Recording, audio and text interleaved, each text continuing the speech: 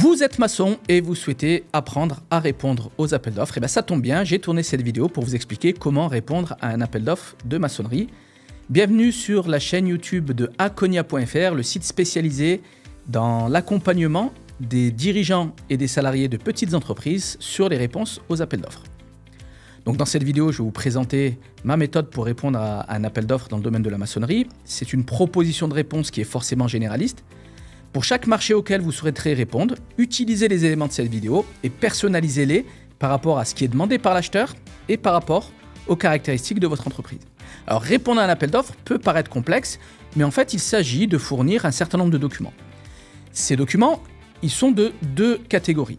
D'un côté, on va avoir les pièces de la candidature et de l'autre, les pièces de l'offre. Les pièces de la candidature permettent à l'acheteur de valider votre candidature, c'est-à-dire de vérifier que vous avez bien les capacités juridiques, professionnelles et financières de répondre au marché. Et pour ça, vous fournissez le formulaire DC1, le formulaire DC2 et des attestations et certificats en fonction de ce qui est demandé dans le règlement de consultation. De l'autre côté, pour être évalué par l'acheteur, vous allez fournir des pièces de l'offre, parmi lesquelles l'acte d'engagement, votre proposition financière et votre proposition technique au travers d'un mémoire. Toute la partie candidature de la réponse à un appel d'offres, je la traite dans une formation qui est gratuite et qui est accessible via le site Akonia.fr.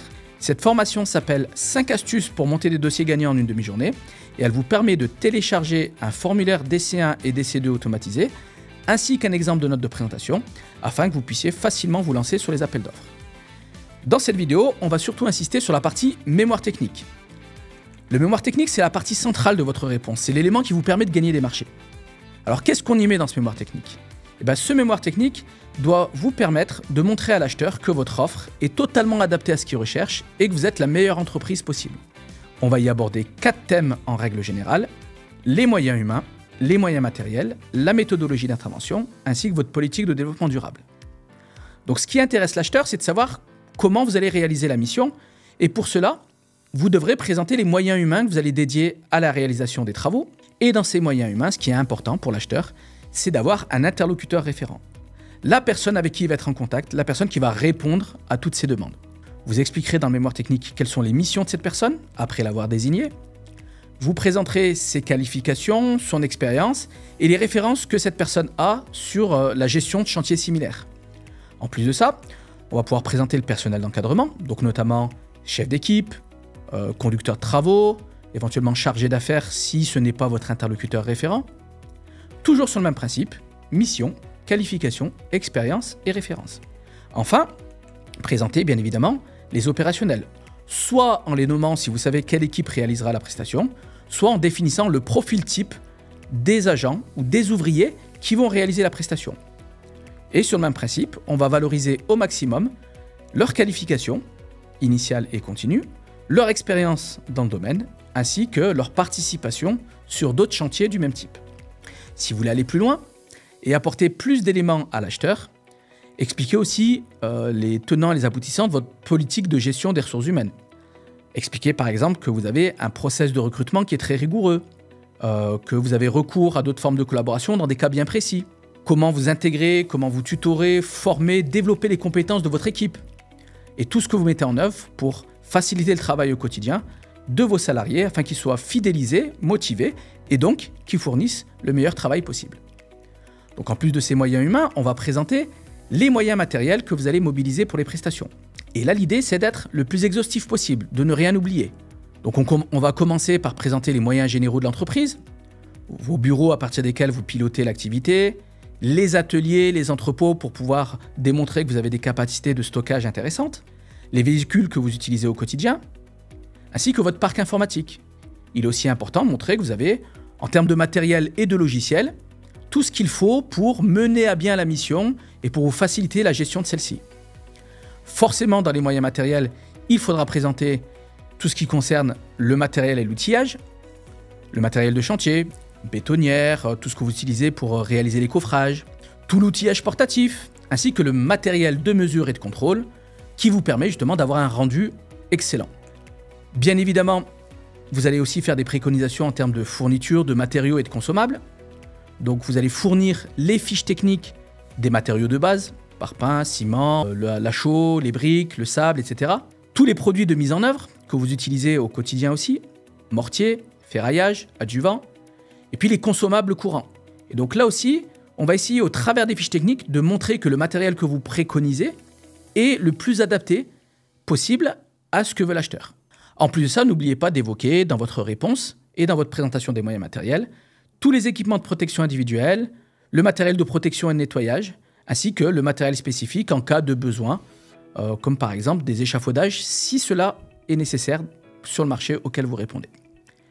Ces moyens matériels et ces moyens humains, on va les utiliser dans le cadre des méthodologies de travail. Donc là aussi, l'idée c'est de montrer à l'acheteur que vous possédez un réel savoir-faire et donc que vous avez une vraie procédure, des vrais process de réalisation des travaux. Avant les travaux, expliquez la phase d'installation, la phase d'approvisionnement, comment vous briefez les équipes, comment vous expliquez aux équipes les contraintes et les enjeux du chantier. Pendant les travaux, pour chacune des étapes de la réalisation du chantier, expliquez les objectifs, les tâches réalisées, les moyens matériels et humains que vous mobilisez, ainsi que la durée. Et puis n'oubliez pas, évidemment, de présenter ce que vous faites à la fin des travaux, et notamment en ce qui concerne le nettoyage et la remise en état des lieux, ainsi que le suivi que vous assurez dans le cadre de la garantie du parfait achèvement. Ce qui va être très important dans votre méthodologie, c'est aussi de mettre en avant votre maîtrise de tout ce qui est autour du chantier. Comment vous limitez les nuisances et comment vous vous assurez qu'elles ne posent pas trop de problèmes aux riverains, aux usagers. Comment vous assurez aussi la sécurité sur le chantier, à la fois pour vos équipes, mais aussi pour toutes les personnes susceptibles d'y passer. Ce qui va être aussi important, au-delà du fait que vous avez un vrai savoir-faire sur le travail, c'est de montrer que, en termes de gestion de la relation avec l'acheteur et avec les autres corps de métier, vous êtes capable tout à fait de vous coordonner. Ce qui va être important, au travers de votre méthodologie, c'est de montrer à l'acheteur que vous êtes en mesure de garantir les délais et que vous avez même anticipé les éventuels imprévus.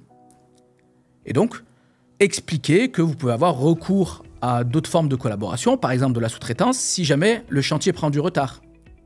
Ou alors que vous avez des capacités de stockage assez importantes pour limiter les risques de rupture et donc qui pourraient entraîner un retard sur le déroulement du chantier.